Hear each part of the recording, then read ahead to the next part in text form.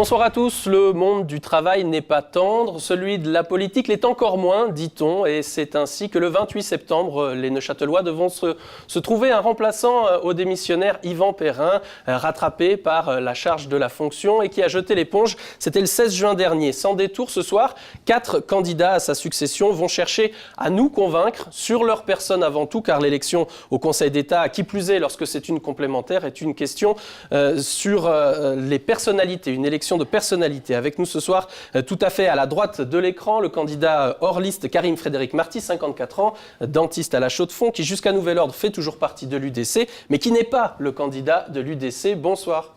Bonsoir, monsieur. À vos côtés, le conseiller national Raymond Clotu, 46 ans, expert comptable de la Brévine, candidat officiel de l'UDC. Bonsoir. Bonsoir, monsieur. À gauche de l'écran, mais toujours à droite politiquement, l'autre conseiller national en lice pour cette élection, Laurent Favre, 42 ans, pour le PLR. Bonsoir. Bonsoir, monsieur. Et puis, finalement, le candidat de la liste du vote blanc, Thomas Wroblewski, 27 ans, comédien. Bonsoir. Bonsoir. Alors, une élection de personnes, c'est comme un entretien d'embauche à 4 ce soir qu'on vous propose pendant une petite demi-heure. Et du coup, pour engager ce débat, je voudrais savoir si vous êtes tous d'accord sur la notion de motivation pour le poste. Être motivé pour cette élection, pour chacun de vous 4, ça veut dire quoi? N'hésitez pas à compléter le profil présenté par l'un des candidats en lice. Et je commence avec vous, Karim-Frédéric Marty. Merci. Être motivé pour être conseiller d'État le 28 septembre, pour vous, ça veut dire quoi? Ça veut dire exprimer l'amour de son pays. Ma carrière politique, ma carrière militaire, ma carrière professionnelle l'atteste.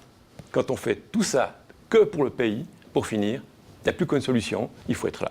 Et j'y suis. Raymond Clotus, une question d'amour? Oui, bien sûr. Ce qu'on fait, si on veut réussir quelque chose, on doit le faire avec le fond de ses tripes. Ça me paraît primordial. Il n'y a pas que ça, mais c'est un élément primordial. Si on fait quelque chose que l'on aime, généralement, on le réussit et on est d'autant plus convaincant. Ça, je pense que c'est un élément. Mais après, il y a aussi l'expérience politique. J'ai fait 8 ans de Grand Conseil, donc là, j'ai une assez grande expérience au niveau du canton. Je viens d'un milieu de l'économie privée. Ça fait 23 ans que je suis à mon compte. Je gère une fiduciaire. Je suis en lien continuel avec les PME, PMI de ce canton. Donc, ça va de l'entreprise industrielle, commerciale, en passant par les entreprises agricoles, puisque les agriculteurs doivent également tenir des comptabilités, par la restauration, le tourisme. Donc, c'est un domaine vaste. Et je pense qu'il est grand temps d'avoir un petit peu des personnes qu'on se parcourt dans les exécutifs, que ce soit au niveau d'un canton ou que ce soit même au niveau de la Confédération. Il faut des patrons, des gens qui soient capables de mener les équipes. Et puis, c'est peut-être à l'heure actuelle ce qui manque un petit peu au niveau du canton, mais on a le même problème au niveau de la Confédération à mes yeux. Et Raymond Clotus, je vous ai lu dire que Laurent Favre avait plus un profil de technocrate que vous et que ça vous embêtait. Oui, non, alors ça ne m'embête pas du tout. J'ai toujours dit que c'est à la population de neuchâteloise de faire son choix. Laurent Favre est très compétent et ça, je ne mettrai jamais en cause ses compétences. Non, la seule différence, moi, très tôt, j'ai dû gérer mon porte-monnaie. Quand vous bâtissez votre entreprise,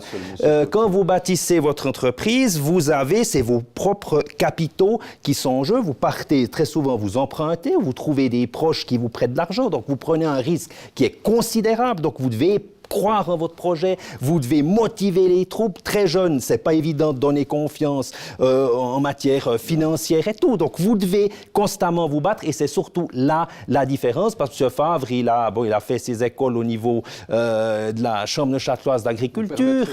Mais je tout à fait. Mais là, j'entends, il n'a pas risqué, j'entends, ses deniers privés. Et puis c'est ça c'est fondamental. Attachement affectif, on a parlé expérience du monde de l'entreprise. Laurent Favre, pour vous, être motivé pour ce poste, c'est tout cela à la fois?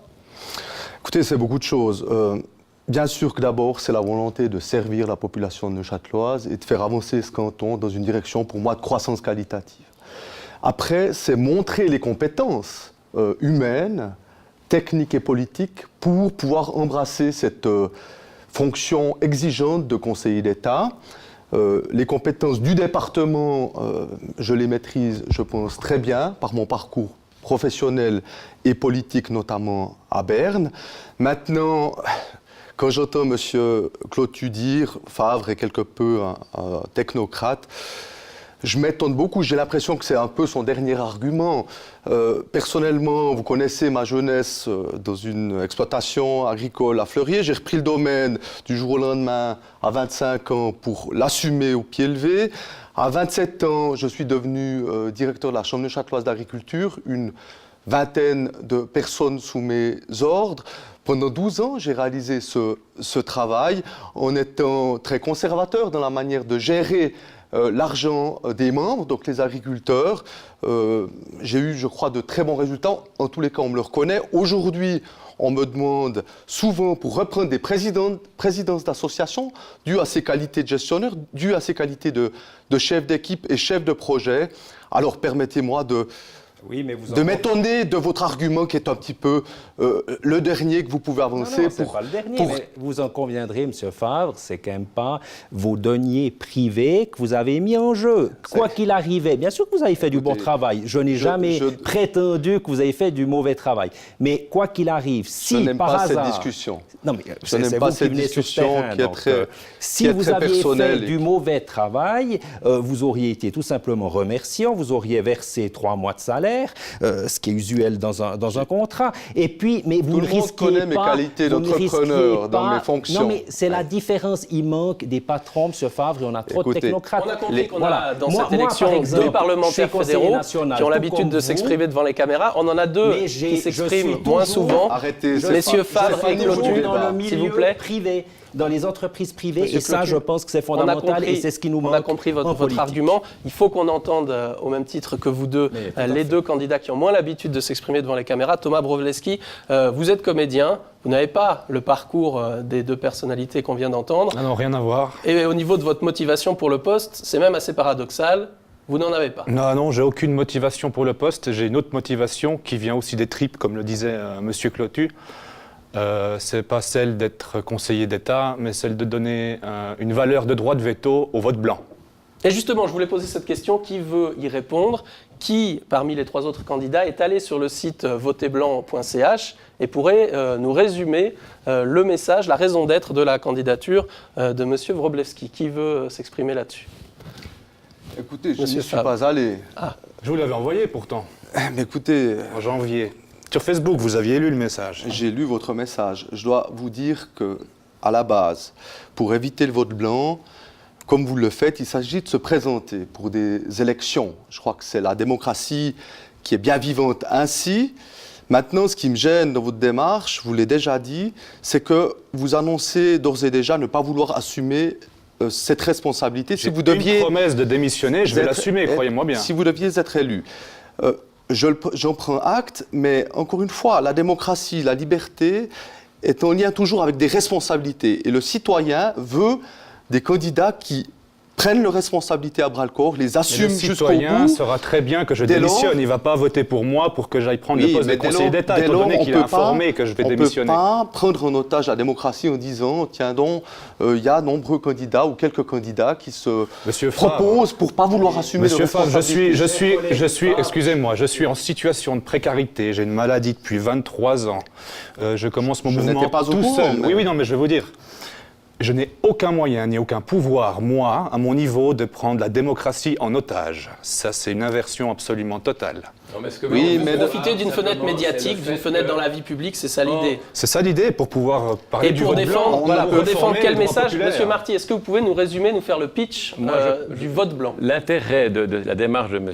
Wroblewski, c'est le fait que les votes blancs ne sont pas comptabilisés et ils comptent pour beurre aujourd'hui. Les votes blancs sont des noms dans une votation. Ils existent.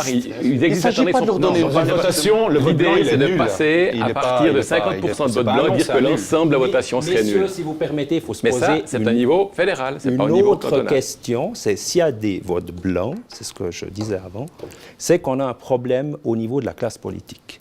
C'est-à-dire que la classe politique, elle est actuellement dans des fauteuils bien feutrés. Puis c'est un petit peu le reproche que je fais toujours aux technocrates. Parce vous que êtes, monsieur, un élu. Mais je suis. Mais je suis depuis une année à Berne. Mais je suis. Mais j'ai.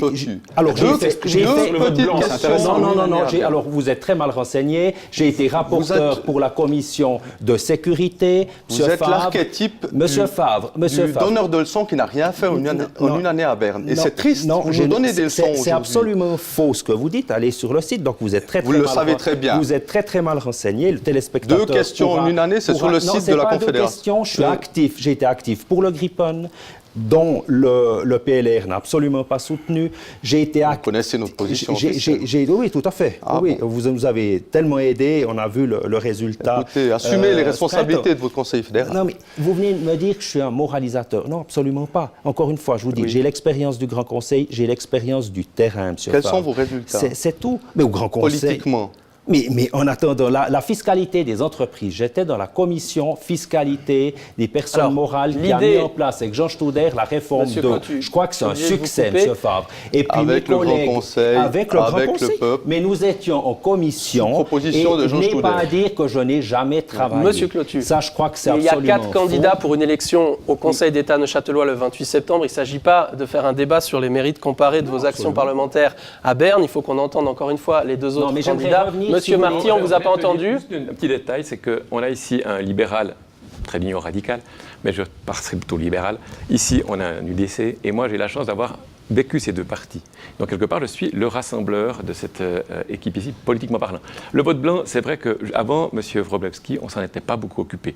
Mais certainement qu'on pourrait en discuter. Cela étant, il me semble que ce n'est pas le bon endroit pour le faire. C'est l'endroit rêvé, parce que le texte de loi dit qu'il y aura le vote blanc dans toutes les élections, qu'elles soient communales, fédérales, cantonales. Oui, mais la que ce soit décision pour l'exécutif est au ou niveau législatif. fédéral, elle n'est pas au niveau Non, mais on va le faire aussi au niveau des cantons, Proposez ça votre c'est clair. initiative. Vous venez ici défendre votre initiative, mais ce n'est pas le lieu. Comme Nous je vous dis, sommes moi, j'ai en pas les élection moyens, au Conseil d'État. on a tous le droit, de lancer des initiatives, s'il vous mais il y a plaît, très la peu de gens qui ont le population pouvoir de le faire. neuchâteloise. Donc j'utilise mon éligibilité pour avoir un droit de parole pour La le faire. C'est population- parfaitement légitime, et j'ai pas à me justifier de ce genre de choses-là. Alors je vous félicite pour ce premier tour de table enflammé. L'idée était justement que vous vous positionnez sur votre motivation. On a compris qu'elle était vive pour chacun d'entre vous. Maintenant, il y a pourquoi se présenter en 2014 pour une élection complémentaire alors que vous auriez pu le faire en 2013 pour les élections cantonales à proprement parler. Laurent Favre, par exemple, je vous pose la question, pourquoi ne pas vous être présenté l'an dernier à ces élections cantonales? Parce que là, on pourrait se dire que vous avez pratiquement partie gagnée, en tout cas vous êtes le très grand favori de cette élection. Non, Pourquoi n'avoir pas pris plus de risques et afficher la même ambition l'an dernier? L'élection est ouverte. L'an passé, nous étions dans une autre constellation. Nous avions de nombreux bons candidats PLR, dont des sortants. Malheureusement, vous connaissez les résultats. Qui n'ont pas souhaité se représenter là cet automne? Écoutez, je ne veux pas me mettre à la place de messieurs Grosjean, Knegui ou d'autres. Vous connaissez malheureusement les résultats de l'élection. C'est des bons politiciens qui ont fait du bon travail au Conseil d'État. Malheureusement, la population a voulu véritablement complètement changer d'équipe. Et c'est la raison pour laquelle ils n'ont pas souhaité se présenter. Vous en avez parlé avec eux? Ce n'était pas véritablement une question. La situation a vraiment évolué puisque M. Perrin a été élu par la population. On sait ce qui s'est passé malheureusement pour lui. Et aujourd'hui, nous avons une élection complémentaire. Encore une fois, le département quelque part me colle à la peau. La maturité politique que j'ai maintenant me permet d'assumer clairement cette responsabilité très tôt. Dès que l'élection a eu lieu, je pense être véritablement opérationnel. Dès lors, je suis candidat.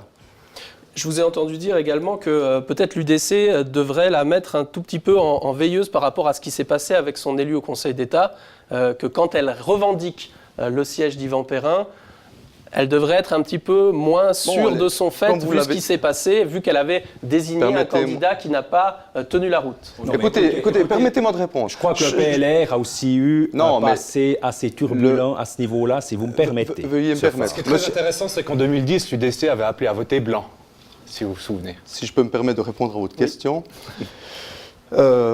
Effectivement, l'élection au Conseil d'État est une élection de personnalité, vous l'avez très bien dit. L'année passée, M. Yvan Perrin a été élu sur cette base-là, je crois que tout le monde le reconnaît. Malheureusement, il a eu des problèmes de santé et c'est ainsi, nous pensons à lui quelque part. Maintenant, eh bien, effectivement, le PLR, qui est très bien représenté au Grand Conseil, qui est le premier parti du canton, avec le profil que je mets en avant, mes qualités de rassembleur, eh bien, estime qu'il a véritablement sa place, une deuxième place au Conseil d'État. L'UDC a été tonitruant durant la campagne l'année passée et malheureusement, en une année, il ne s'est pas passé grand-chose au Conseil d'État. Il faut bien le constater. Vous avez aussi un représentant au Conseil d'État, je tiens quand même à le Avant rappeler, d'entendre les conseillers d'État en Il y a exercice pas comme s'exprimer sur le profil idéal de leurs futurs collègues, juste entendre M. Marty, juste 30 secondes, parce que vous vous êtes posé en rassembleur là juste à l'instant, on pourrait aussi dire que vous êtes le semeur de zizanie des électeurs pour les électeurs de l'UDC qui ne savent peut-être plus pour certains à qui attribuer leur bulletin. Et la seule différence entre ces messieurs et moi-même, c'est que je suis le seul à vouloir être là. Les autres sont poussés par leur parti, par leur bien sûr. Non, c'est faux. D'autre part, c'est faux, vous savez notre très bien. canton a assez de gens d'appareil. Je considère que c'est normal de mettre quelqu'un qui est un constructeur. Mes pères et grands-pères attestent que dans ce canton, on a toujours travaillé pour lui. Cela étant, depuis 2009, où j'étais déjà candidat, j'attends un peu que ça revienne, mais mon parti, visiblement, m'a un petit peu oublié. Alors, on lui rappelle la chose. Vous aviez la possibilité de vous présenter sur les listes qui étaient ouvertes. Du reste, M. Logri s'est présenté. Vous n'étiez même pas là. Vous n'étiez même pas là à l'Assemblée générale. Parce que je savais que vous étiez là, mais quand vous avez commencé en disant que ça allait être trop difficile... Il faut dire que M. Marcel n'a pas participé au vote au sein de l'UDC Neuchâteloise les pour listes l'investiture de Raymond Clotilde. Elles étaient parfaitement ouvertes. Chers messieurs, vous nous dites les deux être des rassembleurs, mais sur les listes UDC ou à l'UDC, vous n'êtes pas capable de vous rassembler pour avoir une candidature unique et de qualité. C'est triste d'entendre vous réclamer du rassemblement. Il y a eu une candidature unique, je pense de qualité. Je le répète, j'ai une expérience du Grand Conseil de 8 ans, qui n'est pas rien. Donc je connais très bien la politique cantonale. Donc là, c'est un élément important. Puis je crois que j'aimerais qu'on vienne aussi un petit peu au problème que les citoyens et les citoyens de ce canton rencontrent tous les jours en matière de fiscalité, en matière de sécurité, en matière d'implantation de PME. Et j'aime beaucoup cette discussion qui ne manque pas de sel et qui est une discussion effectivement sur des profils, sur des personnalités. Oui, mais il faut aussi venir... Les Neuchâtelois sont confrontés tous les jours à de gros problèmes et c'est pour ça on va entendre maintenant les premiers concernés, à savoir les conseillers d'État en place qui définissent les contours de celui qui serait à leurs yeux le collègue idéal. Écoutez.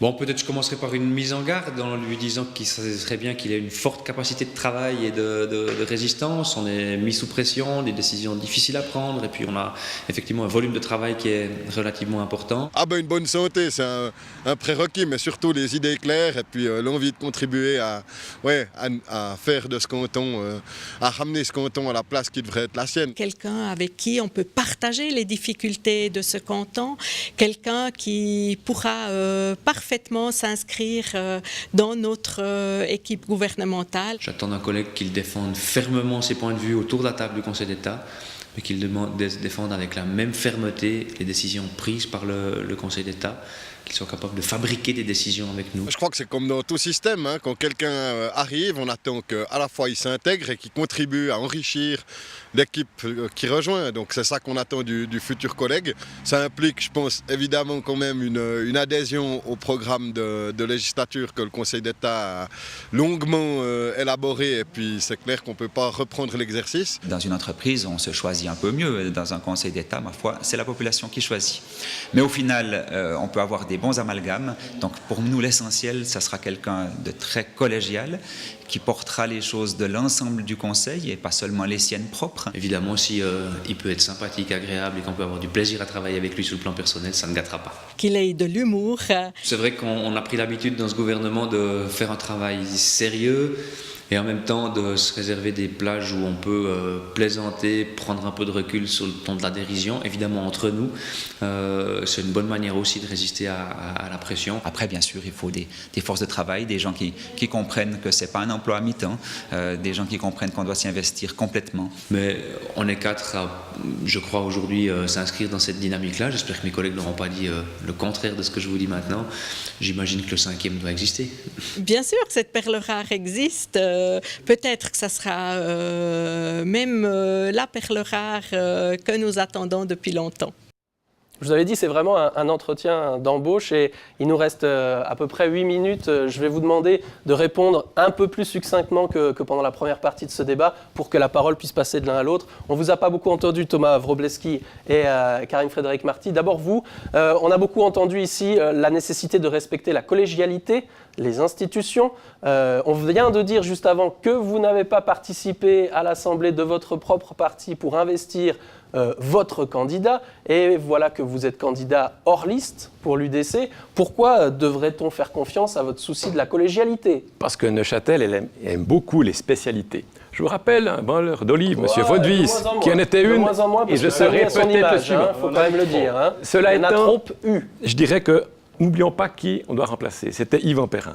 Et Yvan Perrin, il a tout donné. Sa santé, sa capacité psychique, son job, il a tout donné. Et la personne qui va reprendre ce siège, elle doit au moins donner, le minimum, c'est ça. C'est à ce niveau qu'on doit lutter. Et je dirais que les personnes qui sont ici savent que le niveau est très haut et qu'on veut le faire. Et vous croyez que dans les entreprises que l'on gère, le niveau n'est pas haut? Vous êtes confronté constamment à prendre des décisions. Il y a des entreprises où vous êtes membre de conseil d'administration, vous devez réunir très rapidement vos collègues parce qu'il y a une décision aussi bien stratégique qu'au niveau de problèmes avec des collaborateurs. Raymond Clotilde, puisque vous avez la parole, on vous fait un procès d'intention des décisions. On vous fait un procès d'intention comme quoi vous seriez trop cassant, trop rentre-dedans pour faire avancer un collectif, un collège gouvernemental rapidement. Je le fais tous les jours. J'ai des clients qui sont chez moi depuis plus de 23 ans. Je crois qu'il n'y a pas de problème. J'ai des collaboratrices qui me sont fidèles. Donc là, à ce niveau-là, c'est vrai que j'ai l'habitude de prendre des décisions, mais toujours dans la collégialité. Je le répète, dans un conseil d'administration,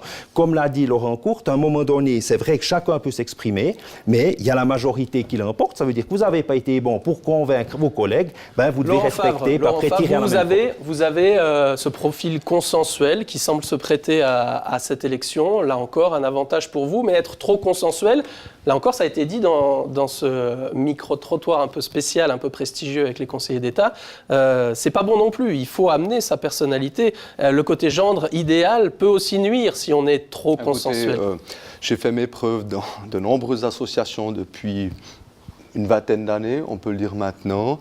Je suis effectivement quelqu'un qui bâtit avec les autres. Je ne suis pas un démolisseur comme certains.